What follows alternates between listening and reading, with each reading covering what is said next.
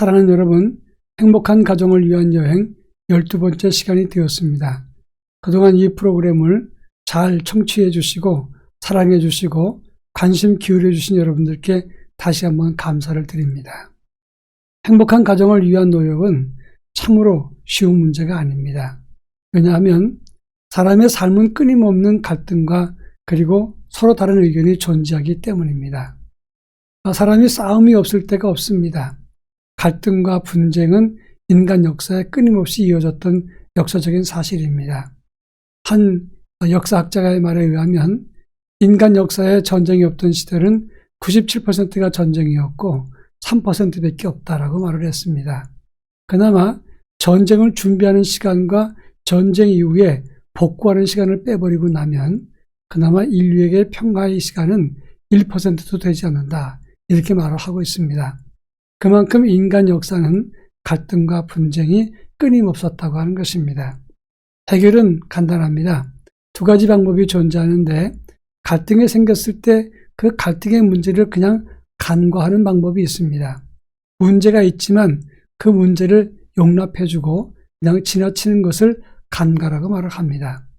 그런가 하면 이 문제가 생겼을 때 이 문제를 직접 대면해서 해결하는 방법이 있습니다. 이 방법은 두 가지입니다.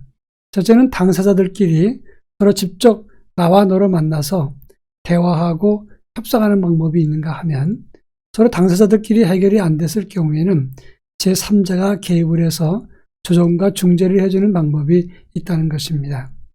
이때 조정과 중재를 할 적에는 또 당사자들끼리 만났을 때도 마찬가지입니다만은 예의와 절제된 마음으로 서로 자기의 의견을 소중히 이야기하고 상대방의 이야기를 잘 들어주면서 접근해야 된다고 하는 것입니다.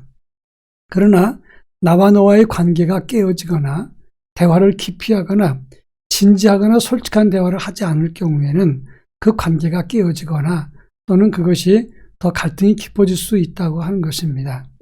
우리가 온전한 대화를 위해서 먼저 전제해야 될 것이 몇 가지가 있습니다. 그것은 평상시에 일관성 있는 대화와 정직함이 유지가 되어야 된다고 하는 것입니다. 평상시에 가치 없는 말을 많이 하거나 일관성이 없는 태도를 보이거나 거짓말을 많이 하게 된다면 상대방이 내 말을 누구도 믿지 않을 것이다, 이렇게 할 수 있는 것입니다. 또 그런가 하면 갈등의 원인이 나한테 있을 경우에 대화로 풀기가 어려워진다고 하는 것입니다. 왜냐하면 상대방보다는 갈등의 원인이 자기한테 있을 때 상대방은 그것을 받아들이지 않게 되기 때문에 문제의 본질에 접근하기 어렵다고 하는 것입니다. 이런 경우는 제3자가 개입을 해서 조정이나 중재를 해주는 것이 가장 바람직한 방법이라고 말할 수가 있습니다. 에베소 2장 14절을 말씀해 보면 그는 우리의 화평이신지라 둘로 하나를 만드사 원수된 것 그 중간에 막힌 담을 자기 육체로 허시고, 이렇게 말씀하고 있습니다. 예수님께서 하나님과 인간과 인간 사이에 원수된 것을 자신이 조정과 중재자가 되어서 하나 되게 만들었고 그 막힌 담을 자기 육체로 하셨다라고 말씀하고 있습니다. 예수님처럼 준비된 조정과 중재자, 그리고 그의 수고와 헌신과 노력으로 인해서 파업과 갈등을 해결할 때 큰 도움이 되는 것입니다. 그런 의미에서 조정과 중재자가 꼭 필요하기도 한 것입니다. 그냥 갈등이 있을 때 쉬쉬하고 그것을 묻어두거나 또는 한쪽을 비방하면서 다른 사람 제3자를 끌어들여서 삼각화를 이루는 것은 갈등 해결에 도움이 전혀 되지 않는 것입니다. 조정과 중재를 잘해서 도움받을 때 우리의 문제를 쉽게 처리할 수 있게 된다고 하는 것입니다. 그러면 이제 두 번째 생각할 수 있는 것은 효과적인 조정과 중재는 어떻게 이루어질 수 있는가 하는 겁니다. 제가 10가지로 설명을 하겠습니다. 첫 번째로는 조정과 중재라고 하는 것은 갈등 당사자가 상호 협의하에 요청이 있을 때 갈등과 조정 중재를 해야 된다고 하는 겁니다. 최소한 어느 한쪽에서라도 요청이 있을 때만 개입할 수가 있는 것입니다. 공연히 내가 목회자이기 때문에 또는 부모나 가족이라서 요청도 하지 않았는데 남의 문제에 개입하게 되는 것은 그 문제를 더욱 복잡하게 문제를 확대시키는 경우가 많다고 하는 것입니다. 그런가 하면 이 조종자와 중재자의 역할 중에서 자질의 문제입니다. 두 가지 자질이 필요한데 인간적인 자질과 전문적인 자질이 필요합니다. 인간적으로는 정이 많고 안정감이 있고 이해력과 신뢰력 그리고 공감 능력 같은 그런 자질이 있어야 상대방의 이야기를 충분히 듣고 공감하면서 문제를 풀어갈 수가 있게 되는 것입니다. 뿐만 아니라 사람의 마음과 문제의 핵심을 파악할 수 있는 전문적인 지식이 있는 사람이 그런 자질을 가진 사람이 조종자, 중재자가 될 수 있는 것입니다. 부모나 일가 친척 그리고 이해 당사자의 아는 사람, 지인들은 가급적 피해야 됩니다. 왜냐하면 상대방과 그 사람들이 서로 동맹관계를 맺게 될 때 그 반대편에 서 있는 사람들은 그들의 말을 받아들이지 않게 되기 때문이라고 하는 것입니다. 이제 세 번째로는 조종과 중재자는 마치 경기할 때 주심과 같다고 보면 됩니다. 공정하고 객관적인 위치에서 감정과 절제 그리고 존중으로 서로 의사표시할 수 있도록 그 순서를 정해놓고 때로는 감정이 격해질 때 그것을 사전에 차단하는 기능도 해야 된다고 하는 것입니다. 네 번째로는 화해와 서로의 유익을 위해서 모든 필요한 자원들을 다 동원해서 윈윈 할 수 있도록 도와야 된다고 하는 것입니다. 필요한 자원이라고 하는 것은 그 사람의 출구 그리고 감정과 명예와 이익, 관계가 손상되지 않도록 출구를 만들어주라 이런 의미가 되는 것입니다. 또 그런가 하면 다섯 번째로는 믿는 사람들이 중재하게 될 때 섣불리 성경을 인용해서 설교하듯이 믿는 사람은 이래야 된다 하는 말씀은 금해야 되는 것입니다. 성경의 정신으로 말을 하지만 현실을 인식하고 교과적인 조언을 할 수가 있어야 됩니다.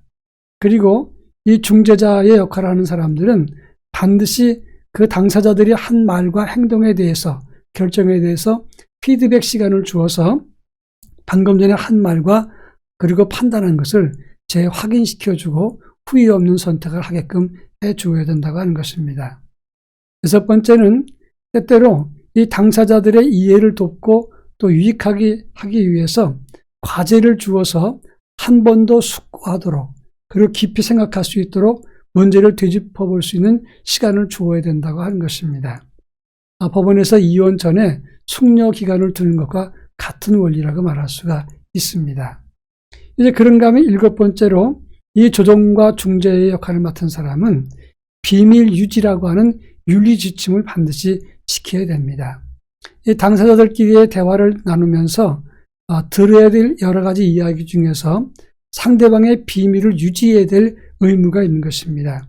당사자는 물론이고 제3자에까지 누설을 하거나 공포해서는 안 되는 것입니다. 만약에 사소한 이 비밀이라도 유출했을 경우는 그 사람을 거부할 권리가 이 당사자들에게 있는 것입니다. 그런가 하면 여덟 번째, 이 조종자, 중재자들은 윤리적인 딜레마를 다룰 수가 있어야 되는 것입니다. 예를 들어서 동성애였다든지 아니면 복중의 아기를 유산을 시켰다든지 혼전의 이성교제가 있었다든지 이런 여러 가지 문제는 현재 당면한 사람들의 문제 해결에 도움이 되지 않습니다. 이것은 때로는 믿는 사람들로서 윤리적인 딜레마가 될 수도 있습니다.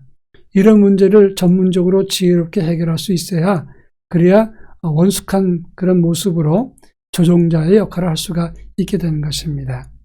이제 아홉 번째로는 자기의 한계가 생겼을 때 빨리 조종자나 중재자는 포기하거나 필요할 때 다른 사람에게 자문을 받거나 감독을 받을 수 있다고 하는 겁니다. 내가 시작한 문제니까 끝까지 해결해 주겠다. 이것은 금물입니다.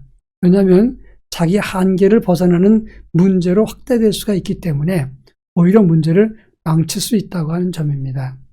이제 열 번째로는 갈등 당사자들의 영적인 성숙함을 위해서 중재자는 노력을 해야 됩니다. 치유와 화해 그리고 행복한 길을 인도할 책임이 있는 것이고 그 사람의 영적인 성숙과 그리고 영적인 그런 지경을 넓히기 위해서 중재자는 노력을 아끼지 않아야 되는 것입니다. 그런 의미에서 부부 갈등이 생기거나 또 갈등이 심각해졌을 때 자기 부모나 그리고 자기 지인이나 자기 편을 동원해서 이 문제를 해결하려고 시도하면 거의 다 나쁜 결론으로 끝난다고 하는 것입니다. 왜냐하면 자기 부모나 또 자기 가까운 지인은 항상 그쪽 편만 들게 되어 있기 때문에 그렇습니다. 오히려 갈등을 더 부추길 수 있기 때문에 진짜 해결을 원한다면 가장 우리 가정을 이해해 줄 수 있는 사람, 특히 목회자라든지 전문적인 교육을 받고 있는 그런 사람들에게 제3자, 중재자의 역할을 감당하도록 해야 된다고 하는 것입니다. 이제 중요한 피크 포인트가 있다면 법적으로 먼저 접근해서는 안 된다고 하는 겁니다. 법으로 먼저 접근을 해보면 한쪽이 이기고 지고 그것으로 끝나게 됩니다. 결과 유무에 관계없이 어느 한쪽은 끝나게 됩니다. 관계가 끝날 수 있다는 것입니다. 그러니까 법적으로 문제를 해결하면 어느 한쪽이 유익할 수는 있겠지만 그것은 가장 마지막 방법이고 법적인 문제를 먼저 대두시켜서는 안 된다고 하는 것입니다. 중요한 것은 우리가 모두 돕는 배필로 만났습니다. 이 돕는 배필이란 말은 에젤이라는 말을 했습니다. 이 에젤이라는 말은 돕는 자, 협력자라고 하는 그런 뜻입니다. 서로의 약점을 품고 서로 보완하고 녹아내려서 협력자로 살리겠다는 노력과 의지가 필요한 것입니다. 부부라고 하는 것, 그리고 행복한 너와 나의 관계는 아름답게 가꿀수록 예뻐지는 것이고 성숙해지는 것이고 그만큼 행복과 가슴 설레는 것이 많아지는 법입니다. 충분히 가꾸지 않고 아름답기를 바라는 것은 잘못입니다. 그래서 가정과 그리고 정원은 가꿀수록 아름답다, 그런 말이 있습니다. 충분히 가족을 위해서 끊임없는 시간 그리고 가꾸고자 하는 노력이 있고 상대방을 배려하면서 소중히 키울 때 우리 가정의 행복은 그만큼 가까워지게 되는 것입니다. 행복한 가정을 위한 여행은 간 것만큼 추억이 되는 것이고 이 추억을 위해서 아낌없이 투자를 해야 된다고 하는 것입니다. 이제 끝까지 나와 가족을 위한 헌신한 배우자, 그 배우자의 입장에서 이해하고 위로할 때 문제가 서로 깊어지더라도 그 문제는 해결할 수가 있게 되는 것입니다. 그리고 더 중요한 것은 우리의 자녀들이 이 부모의 행복한 모습을 보고 그들도 행복을 다음 세대에 가꿀 수 있게 된다고 하는 것입니다. 대부분 불행한 자녀들을 살아가는 그런 자녀들의 모습을 보면 그들의 부모가 불행한 것을 보기 때문에 그들도 불행한 삶을 살게 된다고 하는 것입니다. 그들의 충분히 좋은 행복한 미래를 위해서 오늘 우리 가정이 행복을 가꾸는 삶을 가져야 된다고 하는 것입니다. 정용철님의 시가 있습니다. 길이 멀어서 천천히 걸었다. 길이 험해서 지루하지 않았다. 길이 좁아서 동행자와 가까웠다. 길이 굽어서 지나온 길을 볼 수 있었다. 아주 아름다운 시입니다. 사실 인생길이 멀고 험하고 좁고 굽어 있습니다. 그렇지만 그 길 다 유익한 길이지 우리에게 손해나는 길은 없습니다. 그래서 부부끼리 나와 너 사이에 또 나와 자녀들 사이에서 갈등이 생길 수 있습니다. 그리고 그것이 좁고 때로는 굽어 있고 험할 수 있습니다. 그렇지만 서로 잘 해결하고 서로 이해한다면 먼 훗날 그 순간이 아름다웠다고 서로 이야기할 수가 있게 될 것입니다. 이제 한 시대가 지나고 그리고 좀 지난 다음에 정말 우리 열심히 사랑하고 행복했다. 이렇게 그렇게 뒷말하고 칭찬받을 수 있고 격려할 수 있는 행복한 그날이 올 때까지 행복한 가정을 위한 여행은 멈추지 말아야 된다고 하는 것입니다. 여러분, 지금까지 12번째 강의를 들어주신 여러분들께 깊은 감사를 드립니다. 사실 처음에 시도했던 이런 프로그램이기 때문에 미숙하고 경험이 부족해서 여러 가지 충분치 못했던 것을 사과드립니다. 이해해 주시기를 부탁드리겠습니다.